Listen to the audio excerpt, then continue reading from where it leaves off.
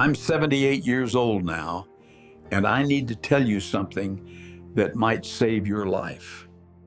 I wasted 60 years of my existence trying to be the perfect father. I sacrificed everything: my dreams, my relationships, my identity. I told myself it was noble, that it was what good fathers do. I was wrong. It was the biggest mistake of my life. Let me be clear about what I mean by perfect father. I'm not talking about being present or loving or responsible. I'm talking about the lie. So many of us believe that being a good dad means you stop being a man with needs, desires, and a life of your own. That you become nothing but a provider, a protector, a shadow standing behind your children's spotlight. That's what I did. And by the time I realized what I'd lost, I was an old man staring at a stranger in the mirror. My name is Robert. I became a single father when I was 18 years old. My girlfriend Sarah got pregnant during our senior year of high school, and 8 months later, my daughter Emma was born. Sarah left when Emma was 2, just packed her bags one morning and disappeared. No note, no explanation, just gone. So there I was, barely old enough to drink legally, alone with a toddler who called for her mama in the middle of the night. I had no idea what I was doing. But I made myself a promise that day: Emma would never feel abandoned again. I would be enough for both parents. I would be perfect. I built my entire life around that promise. I worked 2 jobs: morning shift at a warehouse, evening shift washing dishes at a diner. I came home smelling like cardboard and grease, exhausted to my bones, but I never missed a parent-teacher conference. Never forgot a school play or a soccer game. I learned to braid hair from a magazine article. I figured out how to cook chicken nuggets in 17 different ways. Every decision I made passed through one filter: is this good for Emma? When Emma was 5, I met a woman named Catherine at the grocery store. She smiled at me in the produce section, and we ended up talking for an hour while Emma played with the shopping cart. Catherine was kind and funny, and for the first time since Sarah left, I felt something flicker inside me, something that wasn't about being a father. We went on 3 dates. On the 4th date, Emma got a fever, and I canceled. On the 5th date, Emma had a school project due, and I canceled again. Catherine stopped calling after that. I told myself it was for the best. Emma needed stability. Emma needed my full attention. There would be time for romance later. Later never came. When I was in my early 30s, my boss offered me a chance to train for a management position. It meant going to night school, learning new skills, building a real career instead of just surviving paycheck to paycheck. I was excited for about a day. Then Emma came home crying because some girls at school were making fun of her clothes. I looked at my daughter's secondhand sneakers with the sole peeling off, and I knew I couldn't afford to take time off for classes. I needed every dollar I earned to keep her in shoes that didn't embarrass her. So I turned down the promotion and stayed at the warehouse for another 15 years. I watched other men my age move forward with their lives. They got promotions, bought houses, traveled, fell in love, made mistakes, grew. I stood still, but I told myself I was doing the right thing. I was being a good father. And Emma was thriving: honor roll, sports teams, friends, confidence. She never knew I'd given up anything. That was the point. That's what a good father does. He carries the weight silently. When Emma was 16, she started dating a boy named Michael. Nice kid, respectful, picked her up on time. But one night she came home from a date and found me sitting alone in the dark living room, eating cereal for dinner because I'd forgotten to shop. She looked at me for a long moment, and I saw something in her eyes I'd never seen before. Pity. My 16-year-old daughter pitied me. She sat down next to me and asked, "Dad, when was the last time you went out with friends?" I opened my mouth to answer and realized I didn't have friends. I had co-workers I was polite to and neighbors I waved at, but no one I actually called to talk to. No one who knew me as anything other than Emma's dad. I laughed it off that night, told her I was fine, that I liked my quiet life.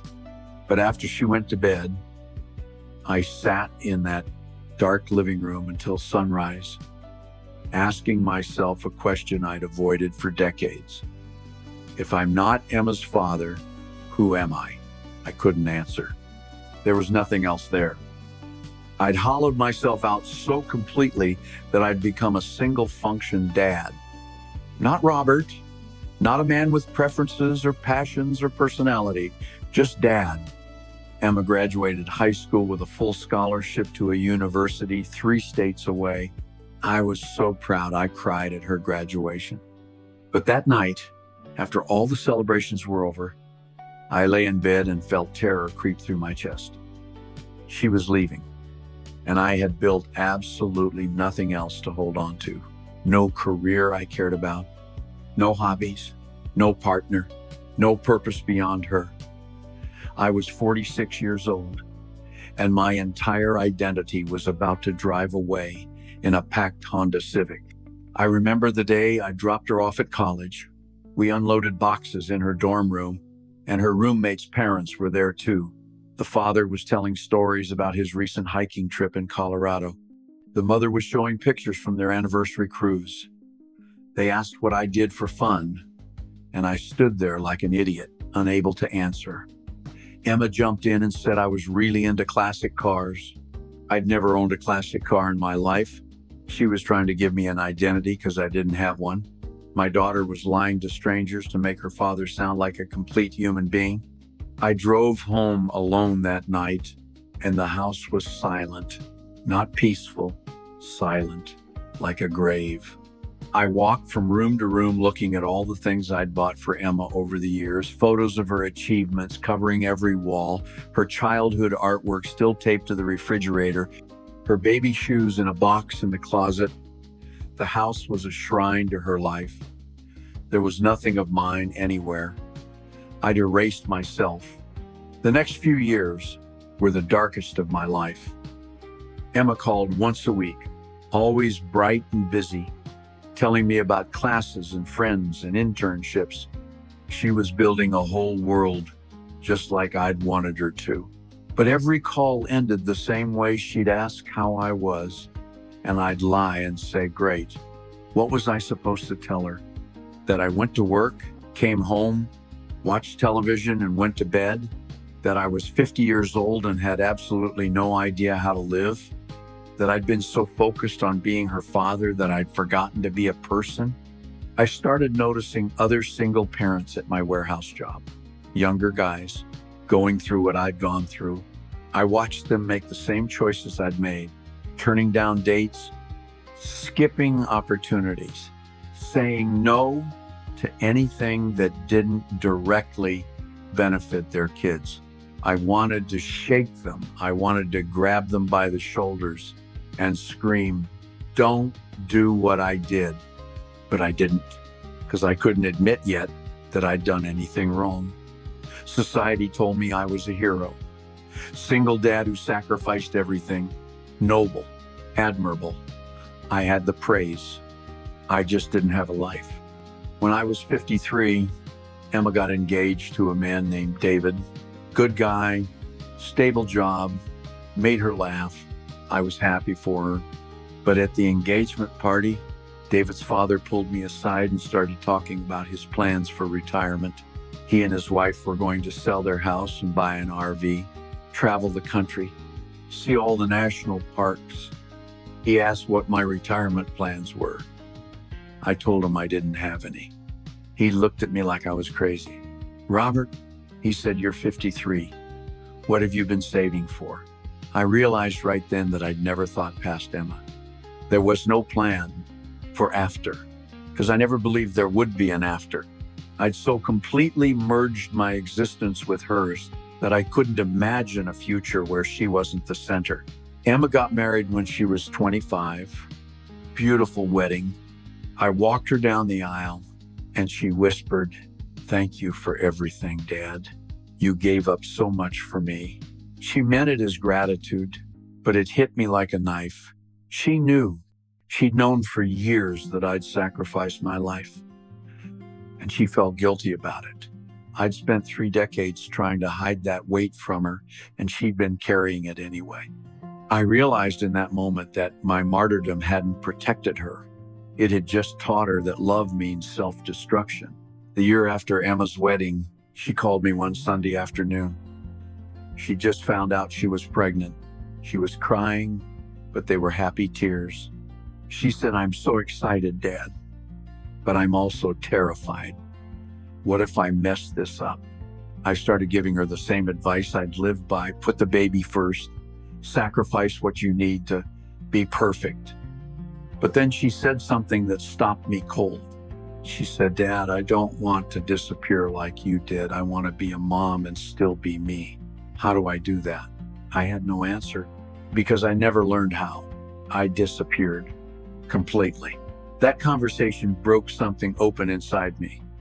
Emma was about to become a parent, and she was looking to me for guidance. But the only model I'd given her was one of total self-erasure.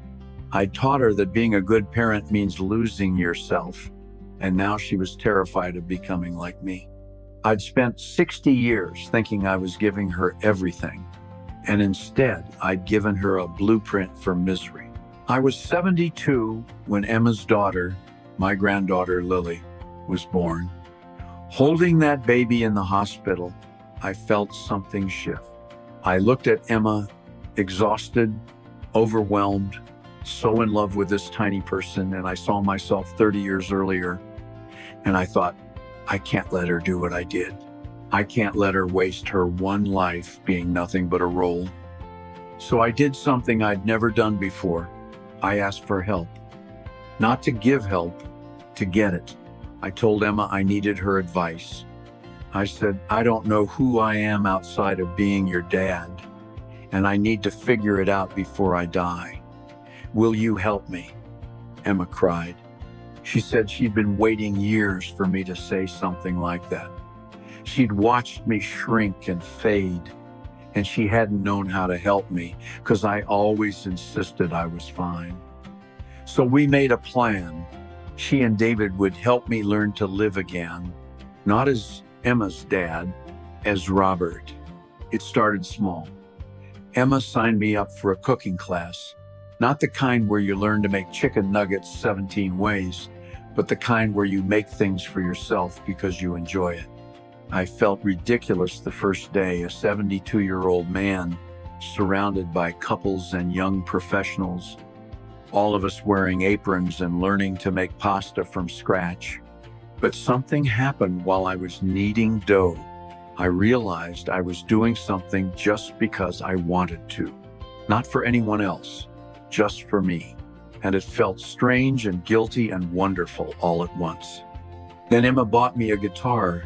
She remembered that when she was little, I used to hum while I cooked, and she thought maybe I'd always wanted to play music. She was right. I'd wanted to learn guitar when I was 16, but Sarah got pregnant, and there was no money or time for things like that. So at 72, I started taking lessons. My fingers were stiff, my progress was slow, but every week I got a little better. And every week I felt a little more like a person who existed outside of being someone's father. The biggest step came when David suggested I join a hiking group for seniors. I resisted at first. I'd spent so many years alone that the idea of making friends felt impossible. But I went to one meeting, and I met a group of men my age who'd all lived full lives, careers they loved, hobbies they pursued, relationships they'd built. They didn't know me as Emma's dad. They knew me as Robert, the guy who was learning guitar and couldn't cook pasta without making a mess. And slowly, I started to believe that Robert was someone worth knowing. I also started going to therapy. Emma found me a counselor who specialized in identity and life transitions. I was skeptical. I'm not the kind of man who talks about feelings. But the therapist asked me one question that changed everything. Robert, if you could go back and talk to your 18-year-old self, what would you tell him? I thought about that kid, scared and alone, holding a baby and making a promise to be perfect. And I realized I'd tell him, you can love her and still love yourself. You can be a great father without disappearing. Now I'm 78. I've been learning to live for 6 years. I play guitar every morning. I cook meals that take hours because I enjoy the process. I have friends who call me to go hiking. Last year, I even went on a date. It didn't work out, but I went. And it felt good to be seen as a man, not just a father or a grandfather. I'm finally becoming the person I should have been all along. But here's the hard truth. I'm also filled with rage and grief because I wasted 60 years. 60 years I will never get back. I will never know what it feels like to be a young man in love. I will never have the career I might have built. I will never see the places I wanted to see when my body was strong enough to climb mountains. I found myself, but I found him too late. And that loss sits in my chest every single day like a stone. I watch Emma now raising Lily, and she's doing it differently. She has a career she loves. She has hobbies. She and David go on date nights. She's teaching Lily that moms are whole people with lives outside of parenting. And Lily is thriving not because Emma sacrificed herself, but because Emma shows her what a balanced, healthy life looks like. My daughter learned from my mistakes, but I had to live them first. So I'm talking to you now, the men who are doing what I did, the single dads working 3 jobs, the fathers who say yes to everyone except themselves, the men who believe that being a good parent means being nothing else. I'm telling you, stop. Stop right now. Because your kids don't need a martyr. They need a model. They need to see you live a full life so they know how to live one too. You think you're teaching them responsibility and sacrifice, but you're teaching them that love means self-destruction. You're teaching them that their needs will always come at someone else's expense. You're teaching them to feel guilty for existing. Is that really what you want to pass on? I know what you're thinking. You're thinking, but I have to provide. I have to be there. There's no time for me. I thought that too. But here's what I learned too late. Your kids need a healthy, whole father more than they need a perfect one. They need to see you pursue your dreams, even small ones. They need to see you have relationships. They need to see you take care of yourself, because that's how they'll learn to do the same. And here's the other thing, you're lying to yourself. You're using your kids as an excuse to avoid living. I did. I was terrified of building a life, terrified of failing, of being rejected, of being seen. It was easier to hide behind fatherhood, to make it my entire identity, than to risk being a complete person. I told myself I was sacrificing for Emma, but really, I was protecting myself from having to be vulnerable or brave. Don't do what I did. Don't wait until your kids are grown and gone to start living. Don't wait until you're 72 to learn who you are, because by then, you'll have missed everything. You'll have the wisdom, but not the time. You'll know how to live, but be too old to do most of it. And the regret will eat you alive. Your kids are watching you. They're learning how to be adults by watching how you are one. If you disappear, they'll think that's normal. If you suffer in silence, they'll think that's love. But if you live, if you show them that you can be a devoted parent and a whole person, they'll learn that they can too. That's the real gift. Not perfection, not martyrdom, just wholeness. I'm 78 years old, and I finally know who Robert is. He's a man who loves his daughter more than anything. But he's also a man who plays guitar poorly and cooks pasta and goes hiking with friends. He's flawed and late and full of regrets. But he's here. He's real. I just wish I'd found him 60 years ago. So I'm asking you, who are you beyond being a father? Can you answer that? If you can't, start now. Not next year, not when the kids are older, now. Because your life is happening right now, and you only get one. Don't waste it being perfect. Be present, be whole, be human. Don't do what I did. Please, don't wait until it's too late to start living. Your kids will be okay, better than okay. They'll be free, and so will you.